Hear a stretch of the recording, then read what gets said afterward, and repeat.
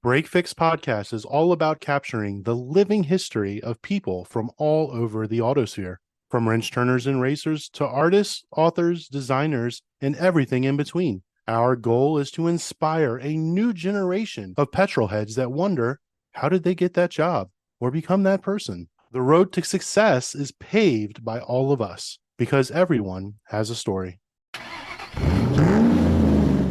Their mission is in their name: to provide the maximum amount of high-quality track time for their participants. Events are open exclusively to experienced racing and track day drivers. This allows them to remove run groups to allow their entrants to manage their own schedules to best service their needs.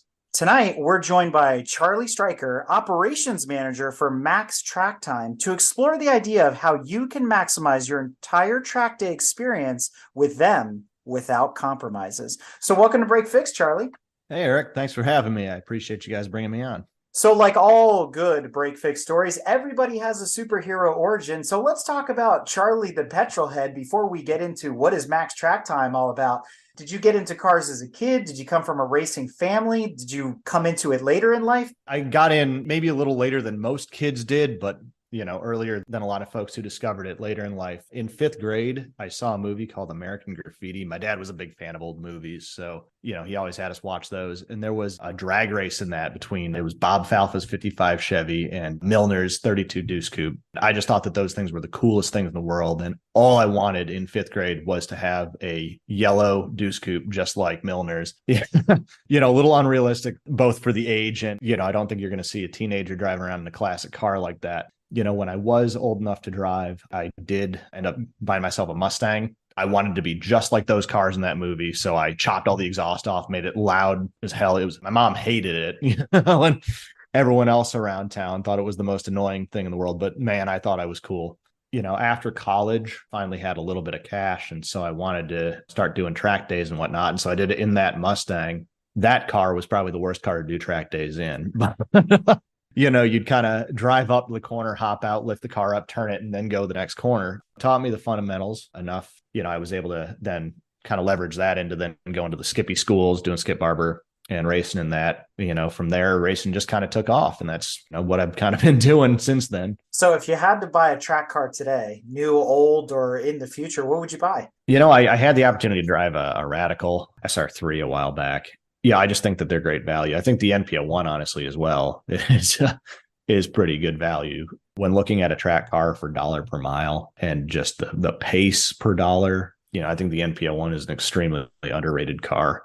Well, our Thunderhill car, we've got that built with a 2.5 liter, putting out 250 horsepower. And at Audubon Country Club on slicks, we were doing F3 car pace, and granted, Audubon Country Club, not the fastest track for an F3 car, but the amount of aerodynamic ability that car has built into it is phenomenal. Like the Sebeco NPO1, the guy who builds them, his name's Ben Cooper. He used to be a wind tunnel guy for Williams F1.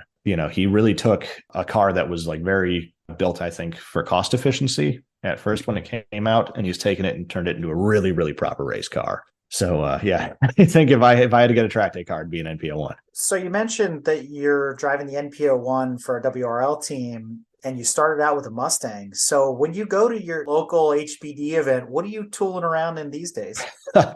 So usually when I go to HBDs, I just instruct. I do some coaching with like the NASA region locally here and NASA Great Lakes. I'll go up and coach every once in a while. I'll go home, see my buddies. I have a 1994 Miata with like 220,000 miles on it. And to be honest, I'm kind of afraid of that thing. It's kind of a rusty piece of junk. Last time I took it out to VIR and I'm going through turn 10 and, that car is so down on power now. You can take turn 10 just about flat. And I'm thinking, what if something broke right now? That would be absolutely catastrophic. So most of the time I just go there and coach because I love coaching. I worked at Extreme Experience for 5 years, working right seat with hundreds and hundreds of people.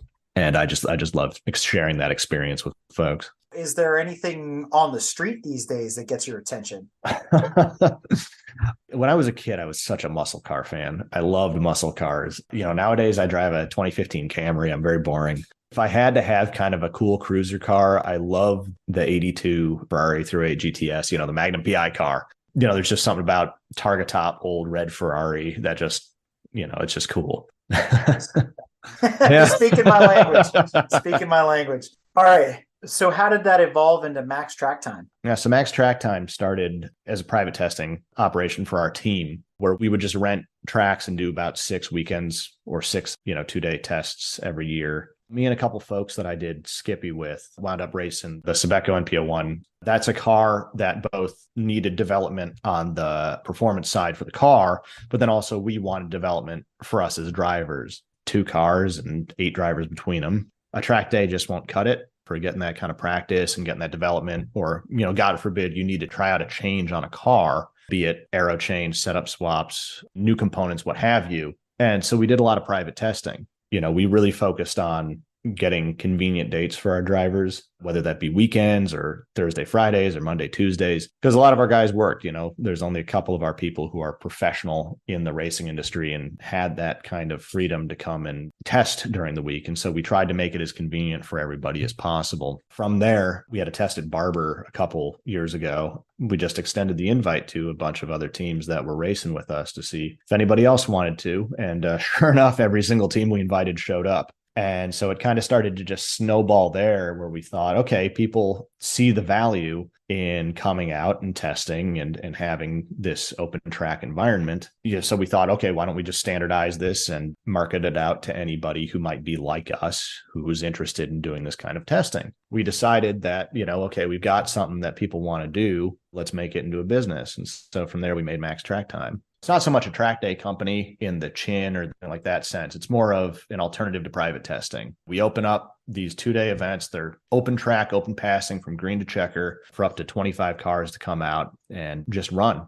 If for those folks like us who really can't make the track day format work, it's a great alternative to having to go and rent a track and get your own insurance and do all of the kind of the legwork to get that all sorted. So when did you guys establish Max Track Time? How long have you been doing this? At this point, Max Track Time's only done 2 events. We had one at Thunderhill, and then we had one at Audubon Country Club. And we've added in catering and beverage service and such, because not every team has that arm where they have someone providing hospitality. At the events that we hosted before, some folks would end up disappearing during lunch to go run out to whatever Subway or whatever they could find. So we thought, okay, we can plus up this experience a little bit. And our big rollout's going to be next year here, where we have 14 events. We've got 6 2-day events, and then we've got a bunch of Thursday test days before WRL events at the various tracks that they go to. So you guys are the newest, let's call it, track day organization on the scene. So that's exciting because they don't just pop up overnight anymore. I mean, I hate to say the market is pretty saturated. There's different organizations that have been around doing this for decades now, and others that come and gone. So it's cool to see something different. And obviously Max Track Time is doing just that. So when you run an event, kind of compare and contrast your experience with, let's say, other HPD organizations and how you're running it. Are there flaggers? How does coming on and off the track work? There are no run groups, so it's just an open day, but we're all sort of used to the flag talk and all these kinds of things. So what's the day like when it kicks off at a Max Track Time event? What's that driver's meeting like? Generally it's going to be the rundown of the facility, where things are going to be, where our catered lunches are going to be coordinated, how to get in and out of pit lane, what the flags are, obviously, and where the flag positions are. I like to include a lot of maps and graphics and stuff in my PowerPoints that I give so that people know where to look and what to look for. Trying to get people as acclimated to the facility and the on-track attitude before they get out there. I typically try to make the driver's meeting restricted to things that people need to know and that they'll actually want to know, and not so much all the ancillary stuff that might be focused on a beginner. Because the track is open and there's no run groups and things like that, you still got to give the workers, the volunteers, the flaggers a break. So do you guys cut up the day in any way? Or is it, we're going to run the morning session for 4 hours, there'll be an hour break, and then, we'll do an afternoon? Or how does it all lay out? Yeah, you hit the nail on the head there. Yeah, we do the 4 hours with 1 hour lunch break and then another 4 hours there. A lot of teams, when they test, they're not going to go all day long. And so, they'll come on track, they'll come off track, and they'll come on track again, just as they're working on stuff. So we actually open up our lunch 30 minutes before that breaking and 30 minutes after. So that way teams can kind of trickle in and feed themselves without having a whole bum rush on the lunch service there as well. It's not uncommon for us also, being that this is effectively like a private test, for us to have those rental car laps available to those people who want to utilize those. These events are open to folks who should have a pretty good understanding of what they're doing. So, in many ways, it's a lot more lax than, say, like a track day where you've got folks bringing their street cars out to come and run and do whatever. Absolutely. And so with that, the on-track etiquette, like you said, is like a race weekend. So therefore, it's open passing. That's the expectation. Absolutely. With the caveat that, there's 25 cars out on track and everyone's got a different goal. Someone might be in there learning a track for the first time. Might be a newer driver who, is licensed, but maybe not familiar with the track or getting more familiar with the car. And then you've got someone else out there laying down quali laps. But that's where that 25 car limit comes in. At the expense that people are paying to be at these, we generally trust that the prep shops are going to prep their cars appropriately. And so we don't have our whole internal tech team. We'll do the visual inspection, right? If someone's running around on track who maybe shouldn't be, then that would be an appropriate time for us to go and talk to them. But, we're not going to go through your car and make sure that it's prepped and ready to go. Full flaggers, it's going to be like a race weekend effectively as far as safety on track. Going to be a flagger in every corner. There's going to be a guy working pit lane, releasing cars in and out. Overall, a lot of folks use these test days as opportunities to prep for race weekends. And so we want to keep the pit lane open. So we're not going to hold people in pit lane. You can enter and exit pits as you wish. You can fuel in pit lane. You can set up your crew in pit lane, driver changes, whatever you got to do. As far as the rules and the structure, it's a race weekend. Because God knows when testing, especially if you're a team that's going to run an IMSA or SRO or something like that, part of the value of testing is preparing your crew. You can't much do a practice driver change if you're doing it in the paddock. So are there any groups out there that are doing, let's say, exercises or other types of strategic maneuvers? They can coordinate that between themselves. They want to do that. That's all fine by me, as long as they're not going to impinge on anybody else's ability to test. Because even though it's like a race weekend, we're not racing. You don't want to be bombing people into corners. That's not what testing is about. We expect our participants to be courteous and work together and be mindful of each other on track and not try to force the issue. So that's kind of my big goal there. Is I'm walking the paddock, I'm talking to folks. How's it going out there? Is there anything that you need me to know? Because I'm not out on track with them, right? If there's an issue, people generally tell me, and then I can go and chat with the folks who need to be chatted with, and we can get that cleared up. But so far, it really hasn't been an issue. We stress that in the drivers' meeting, that we need to be courteous and that we need to work together. And people are generally very aware of that. Though we wouldn't limit anyone from kind of practicing between their own two cars, we're not going to see that in mass. It's very uncommon. Do you guys do any simulated starts? Sometimes that's important for different groups to do either rolling or standing or any of those kinds of things. Do you set up for that? We have not seen that. I'm not aware of any organization that does that set up. I think that might be something that's appropriate for like a private test if anybody wants to do that. Mostly what we're built for is folks who want to do driver development and want to, work on setup at cars and such. Yeah, I could just envision teams. You mentioned SRO with maybe 2 cars or 4 cars, and they're all running, nose to tail or doing some sort of exercises that they might want to work on, traffic management, things like that. So I could see that playing out with such an open amount of space on track. Yeah, absolutely. And, they're welcome to do it. Generally speaking, I think that what test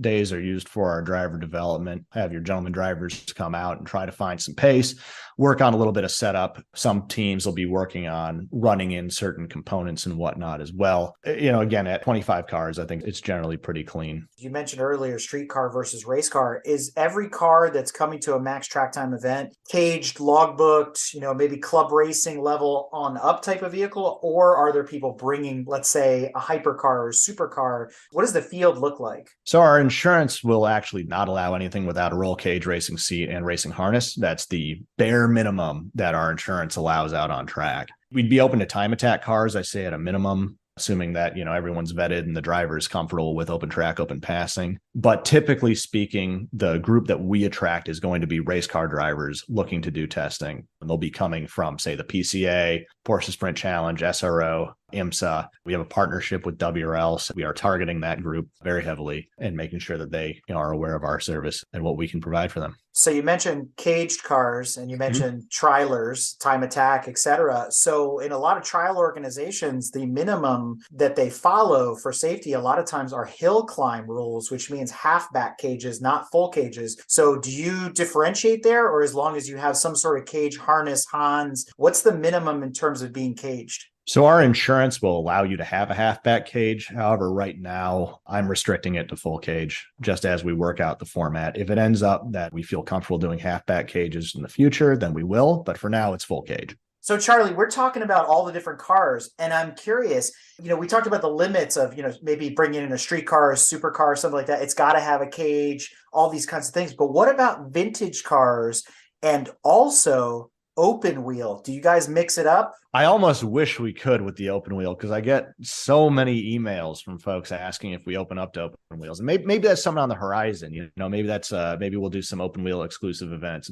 I used to do some driving in Pro Mazdas and such. And in those cars, the last thing I'd want to be pulling up next to is a GT car. Like that would be terror. Like, what happens? You lock wheels and brake, and that car is going upside down. That's the last thing that I'd want at one of these events is to have an open wheel and a closed wheel car on the track at the same time. Have you thought about maybe carving out a session for open wheel guys and kind of splitting up the day a little bit? I try to not divert from the format. Folks like the format, that will keep it that way. I am very tempted in the future to try to carve out one or two open wheel events and just see how they do because the demand is definitely there. I think there's a group down in Florida that actually does open testing events exclusively for open wheel guys, and it's been pretty popular. We have some open wheel guys here too, and they say all the time, they're like, there's never anywhere to go to practice. I got to practice when I'm there for, the regionals or the runoffs or whatever it is. And it's to their disadvantage all the time that there's nowhere to go. Yeah, totally. You pretty much have to have a private membership at a place if you want to drive those things, like, Audubon Country Club, they have that open wheel group and it's pretty much dominated by local, USF teams coming down to test just because you don't have the opportunity. So what about the vintage guys? Are they able to run with the modern cars too? Is there any restrictions there? Yeah, I'd love to have vintage guys come out. I'm a huge fan of vintage cars. I love going down, even just watching SVRA and HSR cars run around. I think as long as they're appropriate, I'd love to have them out. I'm not going to have a like an old Model T ripping around on track, but no, I'm thinking like prepared Triumphs and MGs and stuff like that. Totally, we'll take them, especially if they, we got a test at VIR in May. Anybody wants to have some very early testing for the runoffs, they're welcome to come on out and bring whatever they've got. Now with those prepare cars, they're not full cage, right? You've seen them. So will that fit in for your guys' insurance? Yeah, because again, the insurance, it's a half cage rule, but I think that, I guess my differentiation there would be that is truly a race car. You can race it wheel to wheel. It's appropriate to do so. Then I have no issue with that one coming out. A lot of cases for these teams, whether it's club racers that are coming out or SRO teams or WRL teams, etc., there's a whole staff of folks between, the trainers and the engineers and the crew and all this kind of stuff.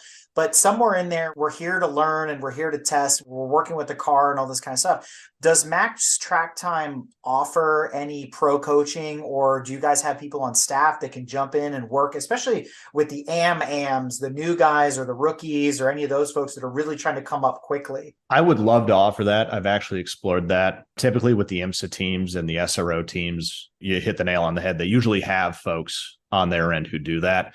And so I'm trying to not interfere too much with their programs. Most of these teams have a trusted coach that they work with. And I think that sometimes it can be a little inappropriate to toss a coach in there who they don't know and, kind of shove their way in. So we try not to impose that on folks. In our group, we do have some very qualified folks who do race in IMSA and SRO and whatnot, who could if needed, but we're not going to have that at the forefront of our offering. What our offering mostly focuses on is making sure that we can take care of the folks, catering, a beverage service, coffee, what have you, the stuff that most teams might not bring with them. Our events in the past, the teams kind of vary in scale. And the one thing that they all benefit from is having nice warm lunch. I'm sure there are a lot of people that are interested in finding out more about how do I get involved in this? I got a car that qualifies. I need some track time. I don't want to go to a DE and I don't want to learn on the fly either. So it comes down to cost and how do you register and things like that. So let's talk about some of those details. So what we do is we have two tiers of events. I think that this is one of our differentiators with Max Track Time versus some of the other open track organizations out there. Typically, the format is find a pro race weekend, find a couple days just outside of the testing ban window, book those and then go. It'll be a Wednesday, Thursday, what have you. Our focus is a lot of folks who are going racing with these organizations, especially on, like kind of AM level of the pro am. The value in testing is gaining experience, getting miles in the car. And it matters less if you're testing at the track that you're going to be racing at. That's incredibly valuable, no doubt. But I think that the most valuable tests of these folks are the ones that they can make. So that's why we focused so hard on booking tracks like NCM, CMP, Hallett. They're not those huge premier pro tracks. They're not Daytona. They're not COTA, which we do host events at as well. But for the 2-day events at these tracks, they're on weekends.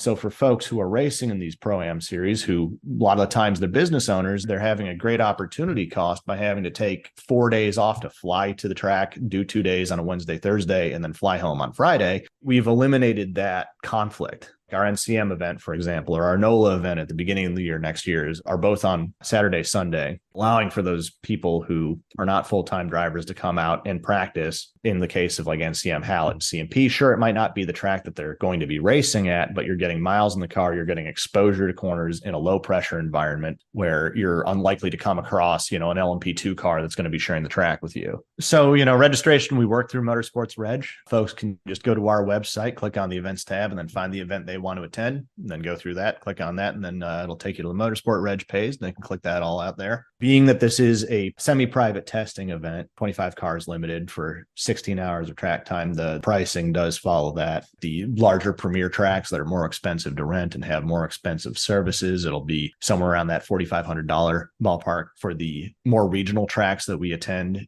it will be priced lower, $2,500. And so that's our goal, having this offering at the pro tracks close to the pro weekends, and then the regional tracks further off of a pro weekend, is to allow folks who want to test to be able to have that access, without being limited to one type of option. So for the more price sensitive folks, the more club focused folks, we have those more regional tracks at a more regional offering. For the more pro series focused folks, we have the big pro tracks closer to the pro events. Do you guys have a track that you call home, somewhere that's the closest that you see yourself doing the most events at? We're a WRL team. We run the 2 Stratus Racing NPO1s in WRL. So we really like going to those tracks. The schedule that we will follow will be the one that most closely follows the WRL schedule. What about for you? What's home? So I grew up in Chicago. So Audubon Country Club, Road America were my 2 home tracks. Road America was actually the track I did my first ever track day at.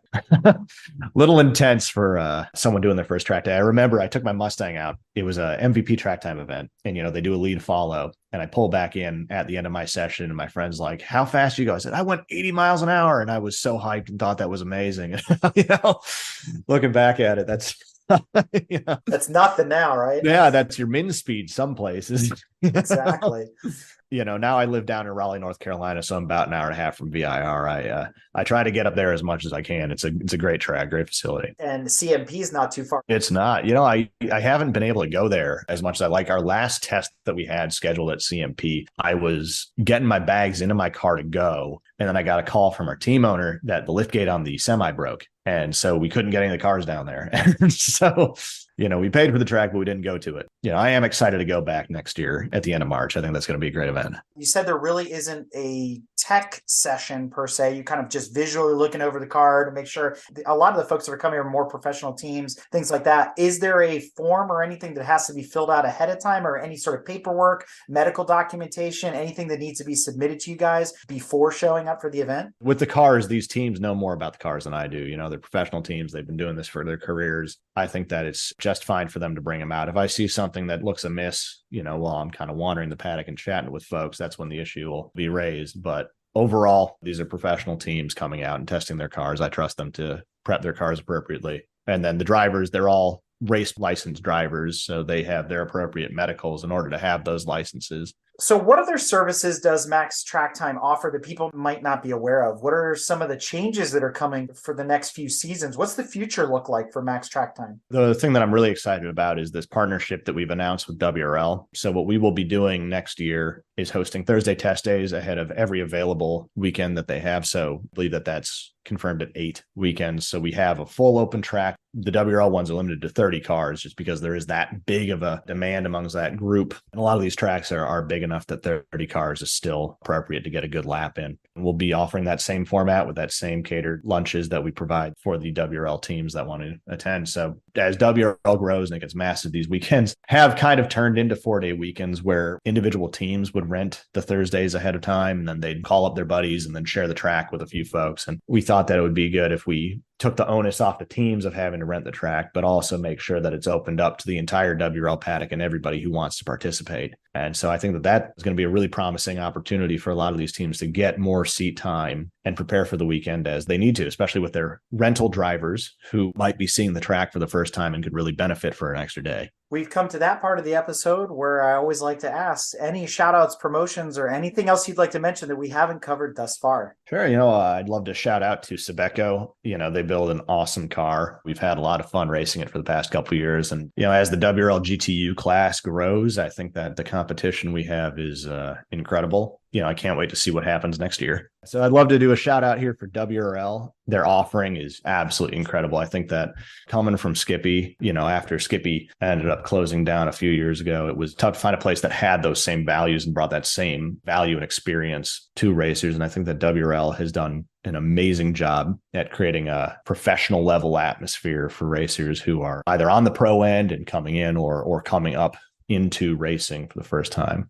Max Track Time understands that many drivers have obligations outside of racing, and they have worked diligently to obtain dates on or near weekends. That way, participants with careers outside of racing are able to attend and maximize their experience without having to compromise. So if you're interested in attending a Max Track Time event, you can get more details by visiting them at www.maxtracktime.com or follow them on social at Max Track Time on Instagram and Facebook. Well, Charlie, I can't thank you enough for coming on Break Fix and telling us all about Max Track Time. I'm actually really excited about this. I'm sure a lot of our listeners are too. This is a haven for those of us that need to shake down our cars, test our cars, get away from massive amounts of traffic at your standard HPDE or club race type weekend, and really get in tune with our vehicles and tune up our vehicles at the same time. So I really appreciate you providing this service to the motorsports community at large. This is really amazing, and I wish you guys the best of success in 23 and beyond. Thank you very much, Eric. I appreciate you guys having me on. This has been an awesome experience. No worries. Thank you. Thank you so much. It's been a pleasure. Take care. If you like what you've heard and want to learn more about GTM, be sure to check us out on www.gtmotorsports.org. You can also find us on Instagram at Grand Touring Motorsports. Also, if you want to get involved or have suggestions for future shows, you can call or text us at 202-630-1770 or send us an email at crewchief@gtmotorsports.org. We'd love to hear from you. Hey everybody, Crew Chief Eric here. We really hope you enjoyed this episode of Break Fix, and we wanted to remind you that GTM remains a no annual fees organization, and our goal is to continue to bring you quality episodes like this one at no charge. As a loyal listener, please consider subscribing to our Patreon for bonus and behind-the-scenes content, extra goodies, and GTM swag. For as little as $2.50 a month, you can keep our developers, writers, editors, casters, and other volunteers fed on their strict diet of Fig Newtons, gummy bears, and Monster. Consider signing up for Patreon today at www.patreon.com/GT Motorsports. And remember, without fans, supporters, and members like you, none of this would be possible.